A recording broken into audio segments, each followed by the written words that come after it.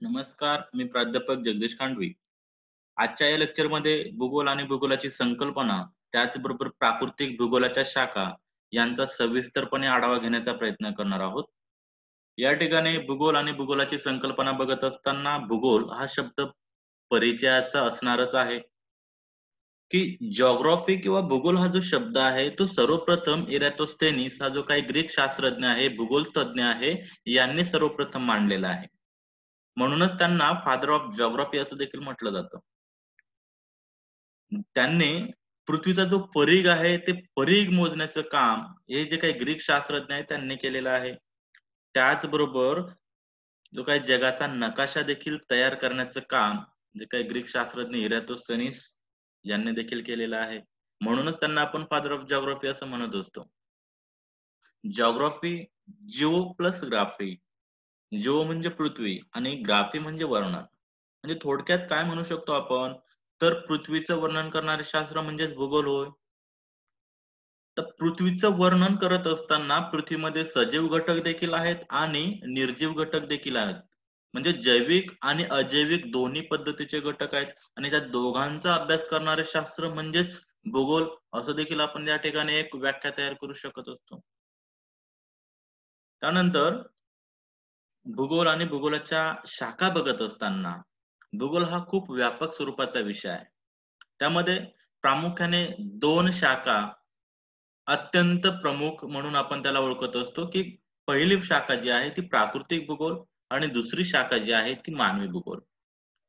प्राकृतिक भूगोलामध्ये निसर्गाशी निसर्गाशी संबंधित असणारे जे घटक आहेत, त्या घटकांचा समावेश प्राकृतिक भूगोलामध्ये होतो. आणि मानवी भूगोलामध्ये मानवाशी संबंधित, मानवाशी रिलेटेड जेही घटना घडत असाव्यात किंवा ज्याही गोष्टी घडतात, त्यांना आपण मानवी भूगोल असं म्हणत असतो. प्राकृतिक भूगोलामध्ये भूरूपशास्त्र, हवामानशास्त्र, सागरशास्त्र, जैवभूगोल, मृदा भूगोल, पर्यावरण भूगोल, ज्योतिर्विज्ञान भूगोल या सगळ्यांचा समावेश प्राकृतिक भूगोलामध्ये होतो. आणि हे सगळे घटक निसर्गाशी रिलेटेड आहेत. म्हणूनच त्यांचा समावेश हा प्राकृतिक भूगोलामध्ये होतो. मानवी भूगोलामध्ये बघत असताना लोकसंख्या भूगोल, वस्ती भूगोल, आर्थिक भूगोल, प्रादेशिक भूगोल, सांस्कृतिक भूगोल, ऐतिहासिक भूगोल, राजकीय भूगोल, वैद्यकीय भूगोल, पर्यटन भूगोल, कृषी भूगोल, लष्करी भूगोल या सगळ्यांचा समावेश मानवी भूगोलामध्ये होत असतो. या ठिकाणी प्राकृतिक भूगोल आणि प्राकृतिक भूगोलाची व्याख्या बघणार आहोत.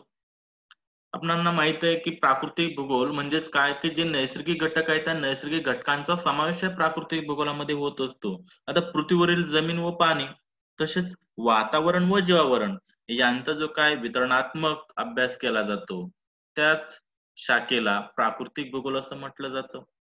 किंवा दुसरी व्याख्या जर बघायची ठरली, तर पृथ्वीच्या संदर्भातील नैसर्गिक पर्यावरणाचा जो पद्धतशीर अभ्यास केला जातो, त्याला आपण प्राकृतिक भूगोल असं म्हणत असतो.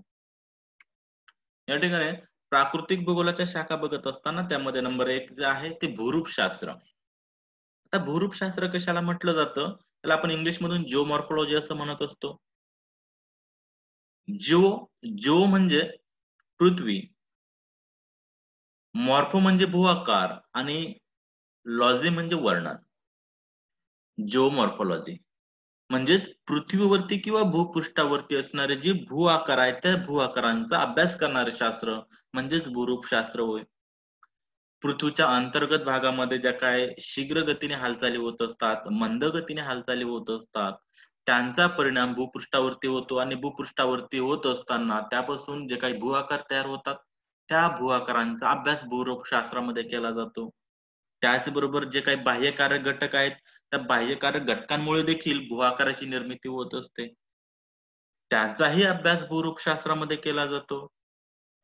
आणि थोडक्यात काय, तर या ठिकाणी डोंगररांग असतील, गळई असेल, धबधबे असतील, गाळाचे मैदानी प्रदेश असतील, पठारी प्रदेश असेल, उंच-उंच डोंगर असतील, खिंडी असतील, या सगळ्यांचा समावेश भूरूपशास्त्रामध्ये केला जातो.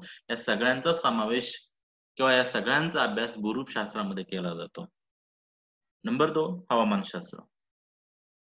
हवामानशास्त्राचा विचार करत असताना हवामानशास्त्रामध्ये प्रथमतः किंवा सर्वप्रथम वातावरण हा घटक सर्वप्रथम महत्त्वाचा आहे.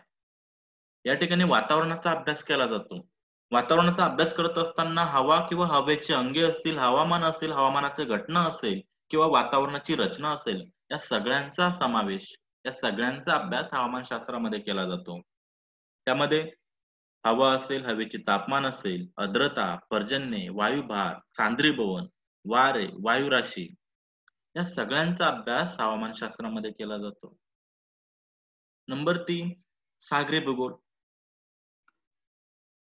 सागरी भूगोलाचा अभ्यास करत असताना पृथ्वीवरती 71% भाग हा सागरी पाण्याने व्यापलेला आहे. तर सागरी पाण्याने जो काही भाग व्यापलेला आहे त्यापैकी जो काही खारी पाणी आहे, ते का खाऱ्या पाण्याचा भाग आहे तो 97% आहे. आणि गोडा पाण्याचा भाग जो आहे तो फक्त 3% आहे. सागरी भूगोलाचा अभ्यास करत असताना त्यामध्ये सागर, महासागर, समुद्र या सगळ्यांचा समावेश होतो. त्याचबरोबर महासागरांचा आकार, विस्तार, तळरचना, सागर जलाच्या हालचाली, भरती, ओहोटी, सागरी लाटा, सागरी प्रवाह, सागराचे तापमान, सागर जलाची क्षारता, सागरी प्राणी, सागरी वनस्पती, सागरी निक्षेप या सगळ्यांचा अभ्यास सागरी भूगोलामध्ये केला जातो. त्यानंतर नंबर 4 जैविक भूगोल. जैविक भूगोलाचा अभ्यास करत असताना जे काही जैविक घटक आहेत, सजीव घटक आहेत, ते सगळ्यांनाच माहिती आहे, की वनस्पती आणि प्राणी हे जैविक घटक आहेत, सजीव प्राणी आहेत आणि या वनस्पती आणि प्राण्यांचा अभ्यास करणारे शास्त्र म्हणजेच जैविक भूगोल होय. खऱ्या अर्थाने जैविक भूगोलाच्या प्राणी भूगोल आणि वनस्पती भूगोल अशा 2 शाखा देखील आहेत. यांचा स्पेशल अभ्यास या शाखेमध्ये केला जातो. त्यानंतर नंबर 5 मृदा भूगोल. भूपृष्ठावरील मृदेची जी काही निर्मिती आहे, मृदेचे गुणधर्म आहे, मृदेचा विकास आहे, वर्गीकरण, वितरण आणि त्याची उपयुक्तता. या सगळ्यांचा अभ्यास मृदा भूगोलामध्ये केला जातो. नंबर 6 ज्योतिर्विज्ञान भूगोल. यामध्ये सूर्यकुल, पृथ्वीची उत्पत्ती, पृथ्वीचा आकार, पृथ्वीची गती, पृथ्वीचे उपग्रह, चंद्र, भरती, ओहोटी या सगळ्यांचा अभ्यास ज्योतिर्विज्ञान भूगोलामध्ये केला जातो. तर अशा पद्धतीने जे काही प्राकृतिक भूगोल आणि प्राकृतिक भूगोलाच्या ज्या शाखा आहेत, त्या शाखांचा आपण या ठिकाणी सविस्तरपणे आढावा घेतलेला आहे. Thank you.